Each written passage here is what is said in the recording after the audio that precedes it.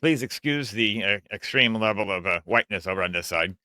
Um, my cat insists on sleeping in front of the front door, and that means I have to leave the door open and I get whitewashed. So you can thank my cat for whitewashing my face.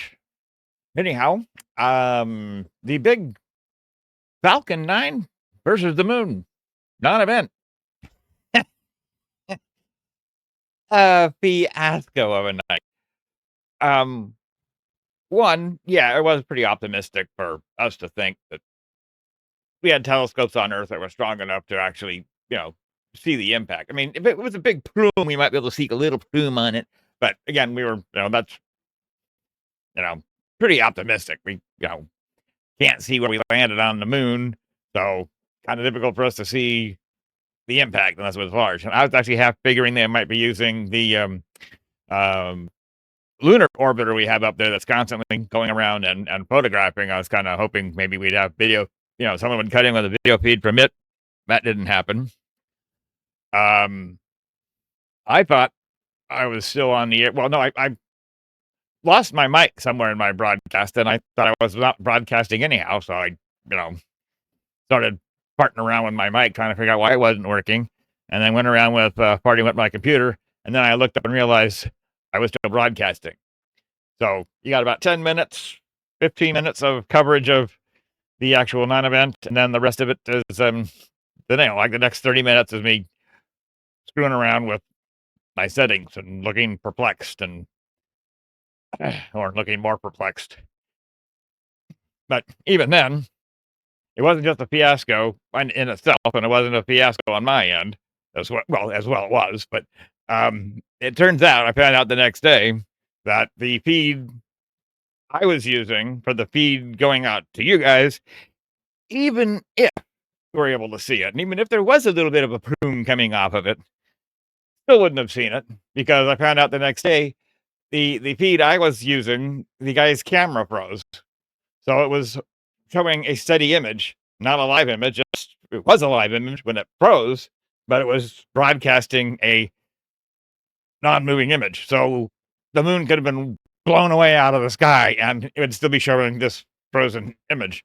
So it wouldn't have made any difference if we did see it from the camera I was using or the source I was using, because their camera locked up, froze in the middle of broadcasting, and they weren't aware of it until afterwards. So the big lunar non-event of 2026 is what happened, or that's what happened. What didn't happen was anything visually interesting to those of us on Earth. Now, scientifically, yeah, I mean we got the data down. We're gonna get some input back coming in on what actually happened and what we learned from it, other than we don't have the tech we really wanted for this kind of an event anyhow. But yeah, so that was a big nothing. Yeah, for us terrestrials. But I guess I might as well include in this one. I don't have any of my edits prepared for it, but I'll just launch into it anyhow as a precursor. Maybe I will do more shortly, pertaining to the wonderful, ever so active sun we're having right now, and it's in a maximum, but coming down off of its maximum, which takes a couple of years, which is fine. Except this year it's doing some pretty bold stuff. I mean, lots of solar flares, lots of CMEs, lots of sunspots, lots of everything. And again, we've been lucky that we've only got some of it. When an explosion happens or a big burst, it either completely misses us or we catch a tail end of it, which is, fine. But it still has been maintaining that, our wonderful our magnetic field is still, it's going, give me a break, guys. Give me a break. I'm doing the best I can. So, I mean, it's charging. And of course, it's like a battery, the plus side and minus side, and the sun is kind of like a charger charging it. So it's almost like you've got, everything going through the core. I know the NSGS and many others do not officially see any correlation between solar activity and earthquakes. They see it more as a equivalency to rain and environment, and the sun has nothing to do with it, except for the fact that without the sun, we wouldn't have an environment. But and the biggest influencer on our environment is the sun. That aside, thinking, a little bit more outside the box, I'm still thinking, the reason we're having so many earthquakes, and I'm talking like, 4.0 and up, is higher of late than the static norm. Outside the window of norm, but still in a plus or minus zone, according to, again, NOAA. Um, but we also have a hell of a lot of volcanic activity going on, which again, that's a normal thing going on around the world anyhow. But we have a lot more of it. We've got volcanoes in the sea that are popping up and working. We've got volcanoes in Italy that are warming up, shall we say? Some are growing, off gassing. A lot of the mud pots are showing up. The little bubbling things, and a lot of smell of sulfur, which is So it's there's a region I can't pronounce the name. It's Campe Pago. Sorry, not Italian, but there's a whole city around and on the hills of a volcano, and that's where there's the earthquakes and all kinds of lava activity going on in there. All around the Asian coast, Japan's being hit with a lot of large earthquakes, fours, fives, sixes, low, close to shore, onshore, not very dense. So up and down Japan, they're like getting shellacked. The Philippines are getting shellacked. Off the coast of Australia, getting shellacked. New Zealand getting shellacked. Coming back around to like the bottom part of South America, we're getting some activity down there. And then coming up into South America, we've had a lot more volcanoes, or not volcanoes, but there's some volcanic activity going on there too, including um, what city was it? Well, all of a sudden, the ground opened up and volcanic mud just came, bubbling up and out, and a lot of it. I'm not talking like a small hole. We're talking about his backyard disappeared, and lost a couple of pigs. Probably smelled like bacon for a little while. Bacon and sulfur. That'd probably be. Ugh. Um, but it also, popped up, so that was an event. And there, people were still walking up to the edge and looking in, which is dumb. Because it could suddenly smell like bacon and pork. Because unfortunately, that's right. Fine. It just does have to go there. But it started, one increased even further in this poor guy's backyard. And then it started popping up around the town in various cities or various streets and whatnot. More and more of these, mud pots coming up and tons of mud just coming out of it. Just nonstop mud eruption. Some of you may have personally experienced those in your life. I'm sorry, had to go there. Sorry. But anyhow, that's been going on. Earthquakes in South America also going on. Earthquakes in Southern California, some. Earthquakes up in Alaska. Yes, we've been having some out Alaska and the Aleutians. They've been getting 4s and 5s up there. Off the shore of Canada and northern parts of Washington, which is this Cascadia zone, which if that ever goes, we're in a lot of danger here on the West Coast. That's been showing activity increasing.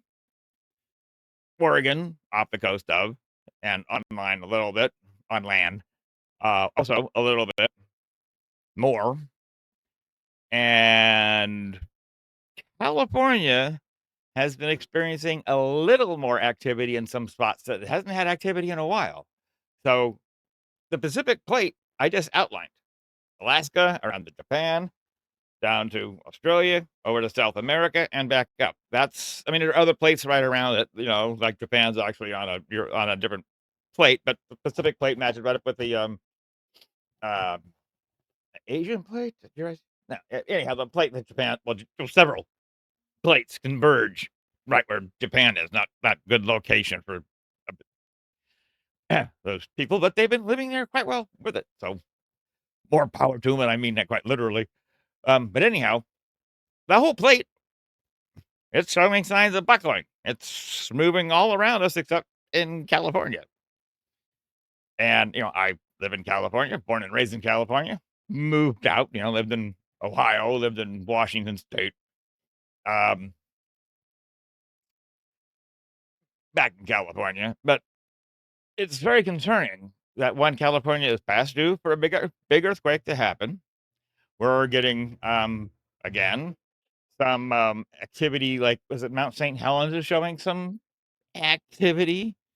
We're getting a little more activity up around northern parts of California and a little bit on the inland where we still have a volcanic area there, but surges there come and go. Good, normal-ish. But put all this together, increased volcanic activity, increase in large magnitude of earthquakes, and the frequency of large, I mean, not just more of them, but frequency of them happening back to back to back in areas almost like, showing a crack or a fault going along. Well, there's a fault, sorry, and a crack, but I mean, stress is happening. And with that, the one part of the plate that's not showing much in the line of visual evidence of stress and strain is California. Lots of faults in California. San Andreas, of course, is a big famous one, which hasn't popped up in quite a while. So I'm just saying, man, if you're in California, I don't want to be alarmist. This could be all nothing. But if you're in California, Oregon, Washington, it would be worthwhile to kind of like secure your shelves and just do a little precautionary stuff. Um, I think it could be a big nothing, and hopefully it is a big nothing. But with California being past due and the increase all the way around the plate, except for California, it's to me, if you had to throw a dart in it, I would say California is the most likely spot to have something big happen. And I'm talking, you know, 5 on up. I mean, 5, 6, 7, which is plenty, depending on where it hits and when it hits. But anyhow, that's probably more than I want to go into it on this. I was going to go into no review. I was going to do more later, but I think I don't have to now because I just did it. Other than visuals of the Ring of Fire and other thing I was going to put in. So you basically got it anyhow.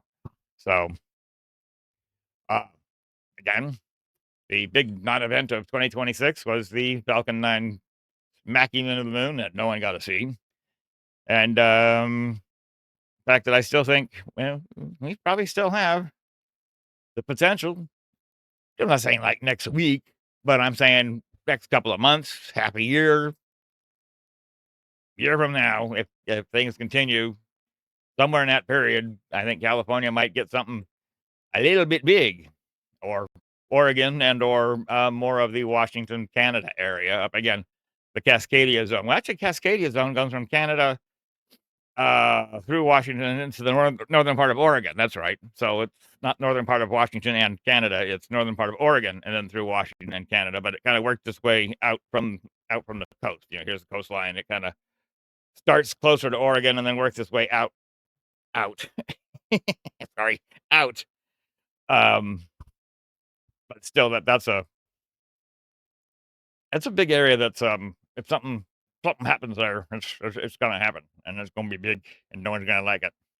A lot of Canadians and Washington people are not going to be happy, and some probably Northern California and Oregon people aren't going to be very happy. But anyhow, enough of the anyhows. I'll call it from here. Those who tuned in to watch the grand show that I broadcast, well, the grand failure. I apologize. Things beyond my control and things that just didn't happen right for me either. So, uh, it wasn't just me. There was other people, but I had screw ups too. So there you go. The joy of going live. Everything's working prior, and then as soon as you go live, Schmidt happens all over the place. So, anyways, be careful out there. Do a little shoring up around your place if you're in California, Oregon, Washington. Never hurts to do that anyhow. Um, Cross your fingers, enjoy the summer, and see you next time. Sabos. And we're out.